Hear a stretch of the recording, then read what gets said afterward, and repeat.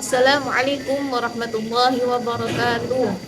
Di sini saya Nurlaini Mufidatul Hunafah dengan NIM 21302030 akan membahas mengenai pengorganisasian dalam advokasi. Jadi, advokasi adalah pekerjaan seorang advokat yang membela kliennya untuk menang dalam persidangan. Sedangkan pengorganisasian adalah suatu kerangka proses menyeluruh untuk memecahkan masalah tertentu di tengah masyarakat. Kegiatan advokasi tidak dapat dilakukan secara mandiri karena membutuhkan partisipasi dari berbagai pihak yang memiliki keahlian yang relevan. Oleh karenanya, dalam advokasi melibatkan banyak pihak, diperlukan bekerja sama dengan entitas lain untuk membentuk koalisi, aliansi, atau sekutu. Sekutu memiliki dua macam, yakni sekutu dekat dan sekutu jauh. Lingkaran ini atau disebut dengan sekutu dekat biasanya terdiri dari individu atau organisasi yang menjadi inisiator atau perancang atau penggerak dan pengendali utama seluruh aktivitas advokasi. Sementara itu, sekutu jauh merupakan pihak-pihak lain yang memberikan dukungan meskipun tidak terlibat secara langsung dalam gerakan advokasi. Organisasi dalam lingkaran inti biasanya memegang peran dalam 3 fungsi yang berbeda. Ya, antara lain, yang pertama, divisi kerja baris depan. Yang kedua, divisi kerja basis. Yang ketiga, divisi kerja pendukung. Nah, setelah ini, mari kita akan bahas satu persatu tentang divisi kerja tersebut. Yang pertama, divisi kerja baris depan.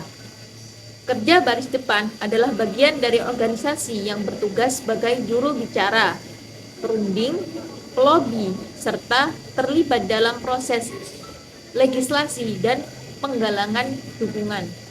Di dalam divisi ini, para anggotanya menjadi ujung tombak dalam pelaksanaan advokasi, karena merekalah yang aktif terlibat di garis depan saat menjalankan kegiatan advokasi. Langkah-langkah dalam kerja garis depan meliputi yang pertama, identifikasi target advokasi. Yang kedua, analisis kekuatan dan kelemahan target advokasi. Yang ketiga, pembentukan jaringan atau koalisi. Yang keempat, komunikasi dan negosiasi.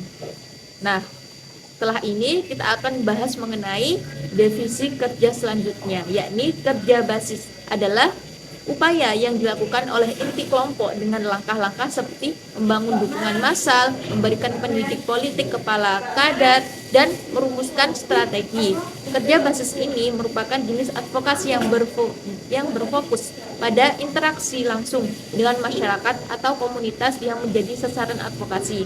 Langkah-langkahnya meliputi analisis situasi dan kebetulan, yang kedua pendidikan dan pelatihan kadar, yang ketiga monitoring dan evaluasi.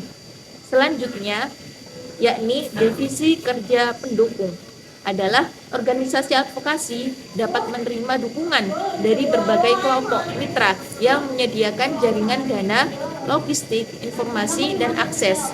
Mitra tersebut dapat berasal dari LSM, kelompok intelektual atau akademisi, lembaga pendanaan atau donatur, serta kelompok-kelompok masyarakat yang memiliki komitmen terhadap isu yang diperjuangkan atau individu yang memiliki sumber daya yang dapat digunakan untuk mendukung kegiatan advokasi.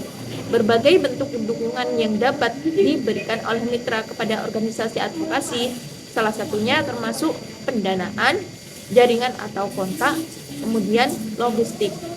Sekian dari saya, kurang lebihnya saya mohon maaf. Wassalamualaikum warahmatullahi wabarakatuh.